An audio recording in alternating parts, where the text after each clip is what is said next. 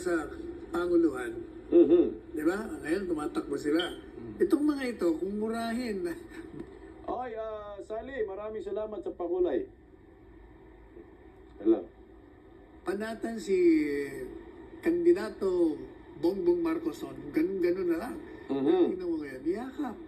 Talaga mga pretenders ng mga ito. Hindi ko maintindihan anong klaseng uri itong mga ginagawang pangapahayag nito. Kaya ito, wala. Hindi makakuha itong boto sa akin. Mga magtatanggin nyo. Sa akin lang, bahala kayo. Meron pa, sino pa bang, meron pang isa. Yung pinanalo ni Presidente Duterte, tatlong, di ba? Mercy Morano, maraming salamat sa pakulay. Ang punto diyan, ang tinutukoy ni Attorney Sal, yung tumatakbo sa pagka-presidente nakaraan, panay banat kay Bangag. Yung isa ay